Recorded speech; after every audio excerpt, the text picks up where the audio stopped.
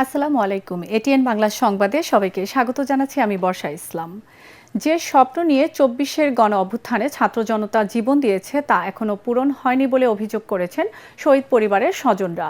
রাজধানীর কৃষিবিদ ইনস্টিটিউটে জুলাই গণ অভ্যুত্থানে শহীদ ও আহত পরিবারের সাথে মতবিনিময় সভায় তারা বলেন, অন্তর্বর্তী সরকারের কাছে যে প্রত্যাশা ছিল তা তারা পূরণ করতে পারেননি।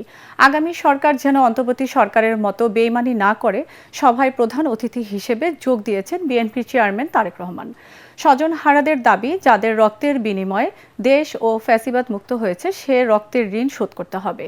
শুধু দলীয় লোকদের প্রাধান্য না দিয়ে সব শহীদকে এক নজরে দেখার আহ্বান জানান তারা।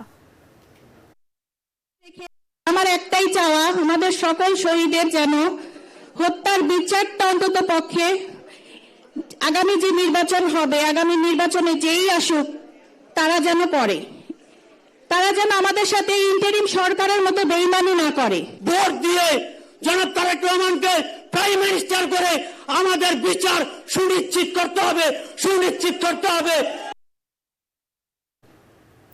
আসন্ন ত্রয়োদশ জাতীয় সংসদ নির্বাচনকে কেন্দ্র করে মনোনয়নপত্র বাছাইয়ের রিটার্নিং কর্মকর্তাদের সিদ্ধান্তের বিরুদ্ধে দায়ের করা আপিল শুনানি চলছে।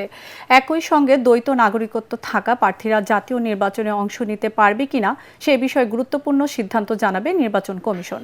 রাজধানীর আগারগাঁয়ে 10টা থেকে এই আপিল শুনানি শুরু হয়। কমিশন জানান, আজ বিকেল 5টা পর্যন্ত প্রায় অর্ধশত আপিল শুনানি হবে। এছাড়া অপেক্ষমান থাকা আপিলের বিষয়েও সিদ্ধান্ত হবে। শুনানি শেষ হওয়ার পরপরই কমিশন চূড়ান্ত প্রার্থী তালিকা প্রকাশের প্রস্তুতি নেবে।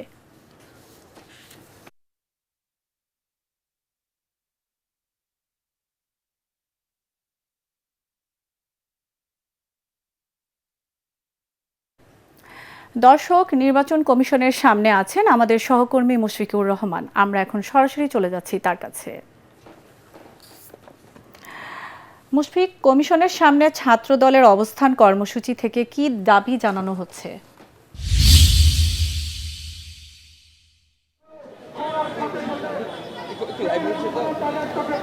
বর্ষা, সকাল 9টা থেকে ছাত্র দলের পক্ষ থেকে কিন্তু নির্বাচন কমিশনের সামনে 3টি দাবি নিয়ে অবস্থান কর্মসূচি তারা করছেন।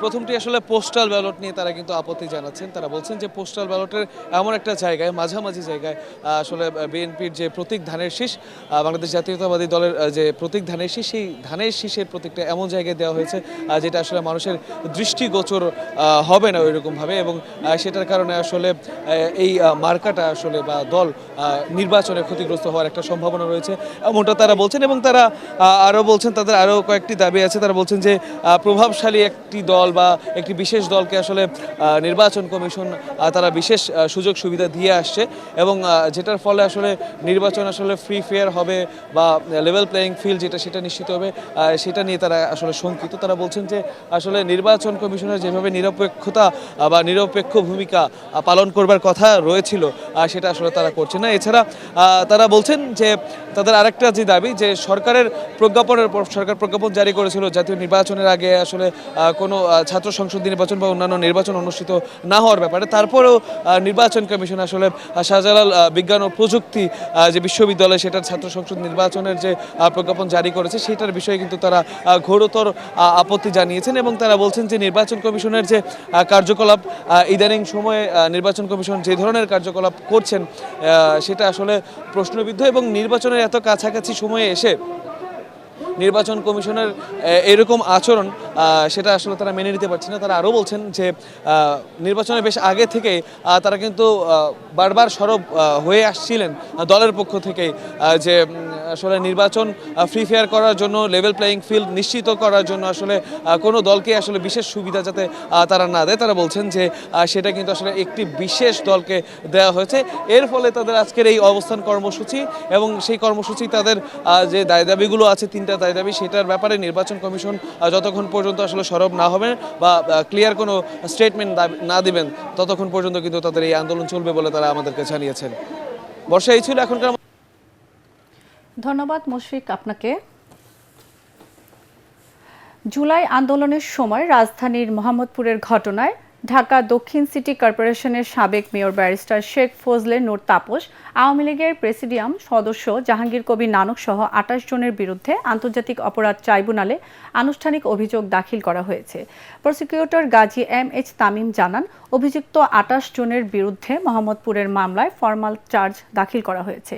আজ এই আবেদনের উপর শুনানি হবে। দর্শক, পরবর্তী সংবাদ দেখার আমন্ত্রণ জানিয়ে এখনকার মতো শেষ করছি। এটিএন বাংলা সংবাদ ইউটিউবে দেখতে ব্রাউজ করুন youtube.com/ATN Bangla News। ধন্যবাদ সবাইকে।